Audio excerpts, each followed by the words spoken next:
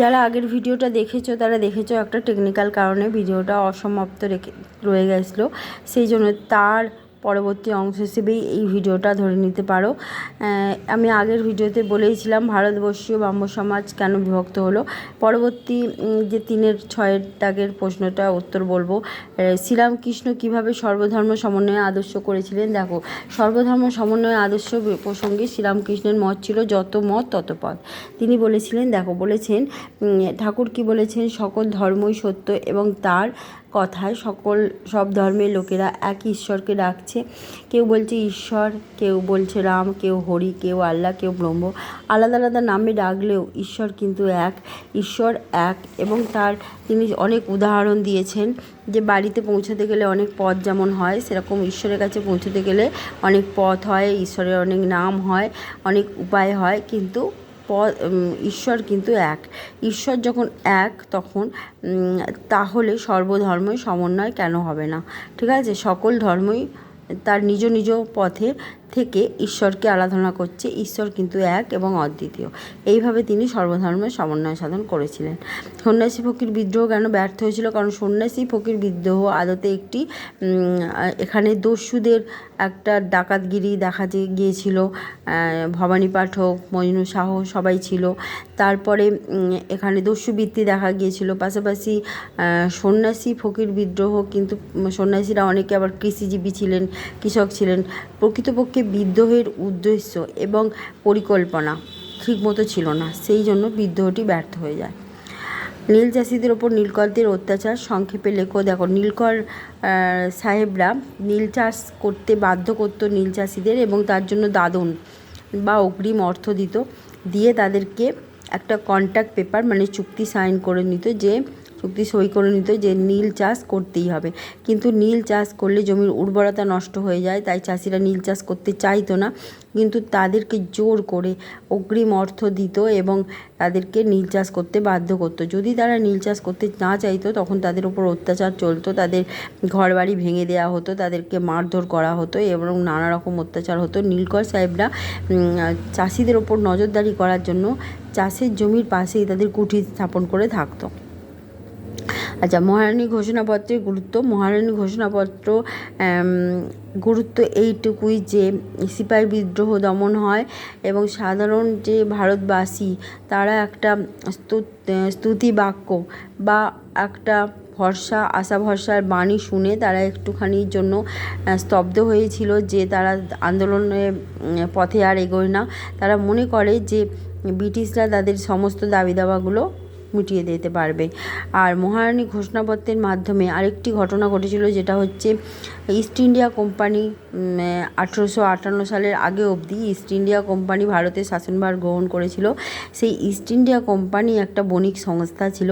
East India কোম্পানির থেকে ভারতের শাসনভার সরাসরি ব্রিটেনের পার্লামেন্ট নিয়ে নেয় এবং মহারানী ভিক্টোরিয়াকে ভারতের সম্রাজ্ঞী ঘোষণা করে। আর তাকে সাহায্য করার জন্য তো ভাইসরয় বা অন্যান্য পদাধিকারীরা ছিলেন।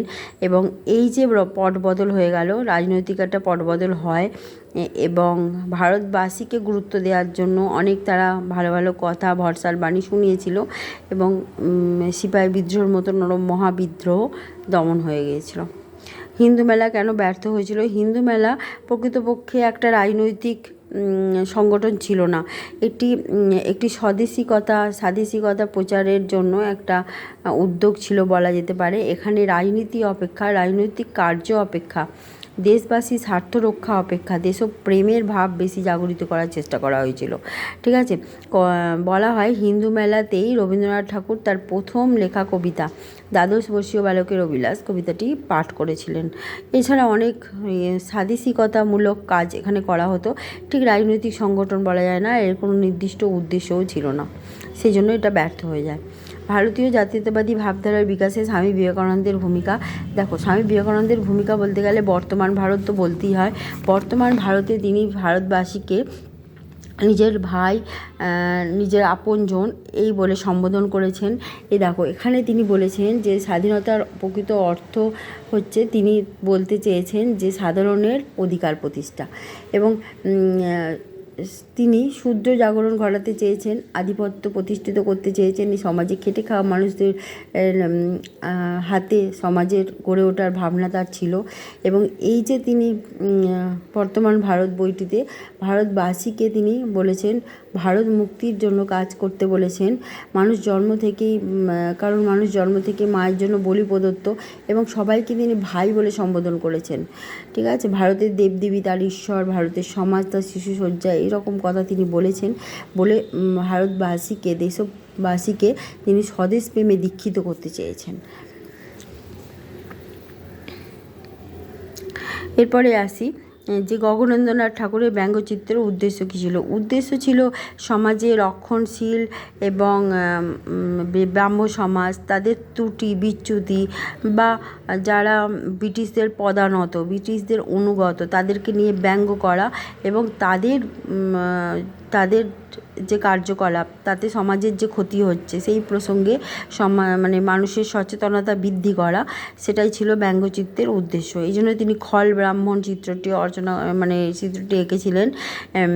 এছাড়া তিনি অনেক সমাজে যে যারা ব্রিটিশদের পদানত ছিল তাদেরকে নিয়েও অনেক চিত্র এঁকেছেন।